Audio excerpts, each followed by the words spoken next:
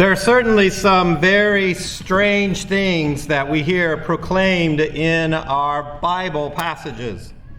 If you read closely, we come across all kinds of stories, all kinds of references and phrases in reading through the Bible that seem very strange to our ears. And it's important when those come to us that we stop and ask, well, what's really going on? Because it's part of being a witness to our faith, because we place such great prominence in our understanding of the Scriptures. We draw from the Scriptures, the very heart of the life of faith that we live. And so there are many people in our world who hear strange passages, and it causes them all kinds of doubts and questions and even criticisms about our faith. And so as Catholics, we should be prepared to offer some explanation, to offer some response of faith to those who look at the Scriptures and find themselves confused or worse. I bring this up because our readings today start with this phrase: "The Lord was pleased to crush him in infirmity." It's a very strange way of putting it. It's no wonder that people would hear that and then say, well, why would I believe in a God like that? Why would you want a God who is pleased to crush his own son in infirmity? That's not the kind of loving God that you profess to believe in. And if we were to read this passage and hear that criticism, we might find ourselves wondering, well, what am I supposed to say to that? So it's important that we understand how these passages can be drawn into our faith and understand them correctly, because when we understand them, it can in fact broaden not only our knowledge of the Bible, but can deepen our life of faith itself. Now, of course, whenever we hear kind of strange passages in the Scriptures, one of the things we must remember is that these Scriptures were not written in English. And so there's always the question of translation. Well, what does it mean really? Because to describe someone as pleased to crush can make him sound like someone taking delight in the suffering of another person. But that is not what is going on. The word literally does mean pleased, but the sense of it at the time of its writing was more a sense of accepting that this is the right path, accepting the fact that this will accomplish the goal that we have set before us. And so the being pleased is about that, a sense that this will accomplish the greater good, the will that we have set ourselves for. Now, this passage from the book of Isaiah starts with passages that we read during the season of Lent that talk about the suffering servant as someone who will lay down his life for another, as someone who will endure the suffering that comes to him without opening his mouth, like a lamb led to the slaughter, the kind of passages that make more sense to us when we are reflecting on the time of Lent. But what this passage really means is that Jesus has chosen to give himself fully for us in our sinfulness. This is what we are also reminded of by Jesus directly in our gospel today. We need to connect what was given to us in our first reading in the Old Testament with what Jesus himself says. Jesus holds up what it means to be a ruler, and he says, do not lord it over them. If you're going to be a ruler according to my example, well, then you have to understand why I'm here.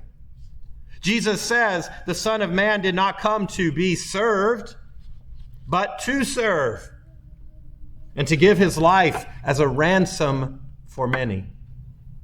This is what Jesus came for, to claim what was lost, to restore what was broken, to bring back into unity what was separated by sin.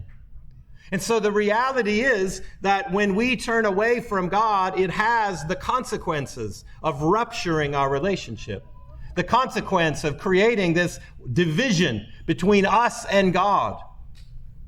But God's great desire is that we live in unity, that we are brought into communion with Him.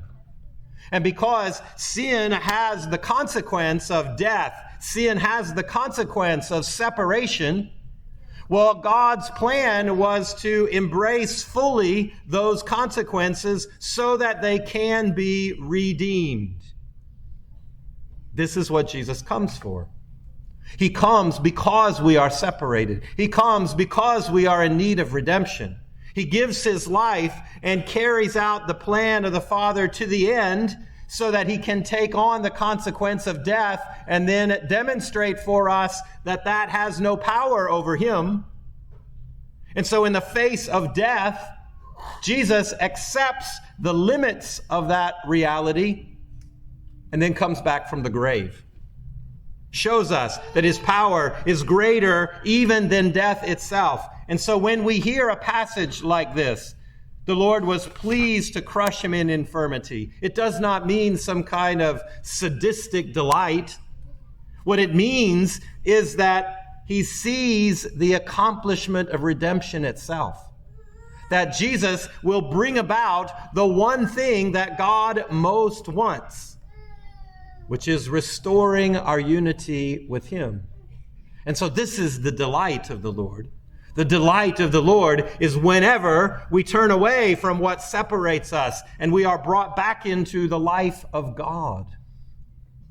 This is what we champion in our faith. This is why we gather for Mass week in and week out, because what God does for us is shared with us in a direct way here at this Mass. As the Lord comes to us, as the Lord gives Himself to be broken so that He can become food, that we can be nourished and brought back into the communion that is the fruit of God's redemptive work and His desire for us. Now, another way that we should understand what is played out in these readings, another way for us to consider what might seem a strange passage to us, is to think about the very notion of love. Of course, this is a foundational part of life. We are told that God is love, and we would look at the loving relationships of our lives as the most important thing to us, the greatest treasure that we have. And if we really understand what love means, well, then it will paint a different picture for us in looking at these passages. Because when we hear the Lord was pleased to crush Him in infirmity, and we think, well, that's a hateful and vengeful God. Why would we believe in that kind of God? That mentality looks at God as somehow separated, at Father and Son as kind of competing powers. But the truth is, love is unitive in the deepest and most profound sense. To truly love is to look at another person and see them as a part of me. To fail to love is to look at another person and see them separate from me. To see them as distinct from me in some way. So our love is only fully lived and fully understood to the degree that it brings us into unity. So we start with the love of God, the love of the Father and the Son. And so when the Son was suffering, the Father did not look at Him as somehow separate from Himself. Jesus will teach very clearly, the Father and I are one.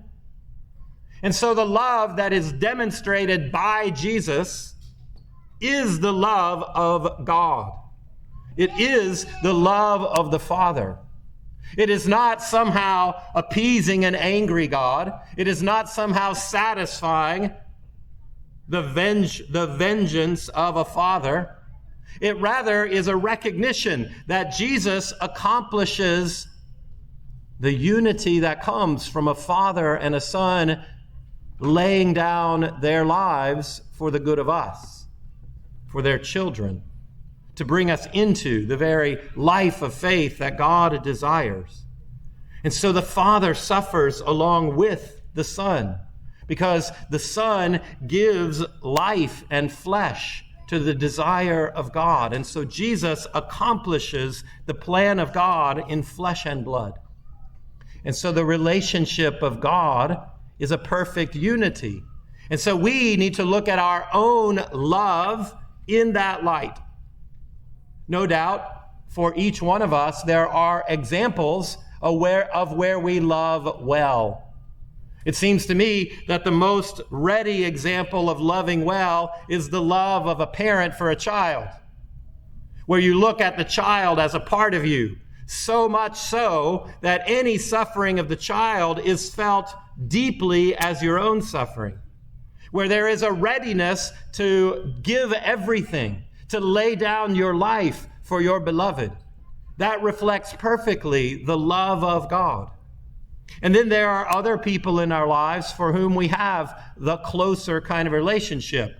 This is what the love of husbands and wives should be. This is what the love of true friends is about seeing the other person as a part of me. But when we fail to truly love, well then, because we look at the other person as separate, as distinct from me, well then it can cause me in my mind to justify all kinds of bad behavior, to lack any sympathy for the suffering of another person because it is apart from me. I am isolated from this reality.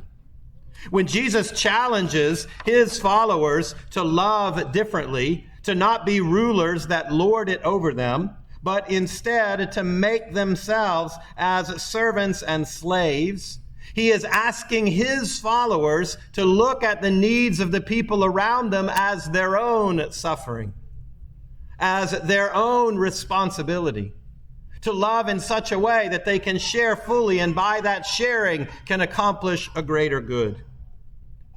And so today, this is what is offered to each one of us.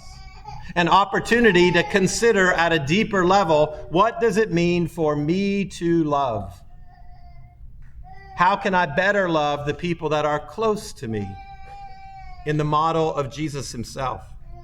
But how do I need to grow so that I am able to love the people apart from me the way God desires? To allow them into my own life, to look at their suffering and be moved by the love of God so that I can see them truly as brothers and sisters. The message that Jesus has for his disciples is the message that he gives to each one of us. To be ready as he was ready, to give of himself so that the unity he desires is truly shared in love. And so my prayer, as we celebrate this Mass, as you celebrate the patronage of your parish, is that we will become living embodiments of the love of God, willing to look at each other and see a shared family of God, so that as we receive from God the unity that comes from his work in our lives, we may be willing to better love those around us and reflect the love of God as part of a shared human family.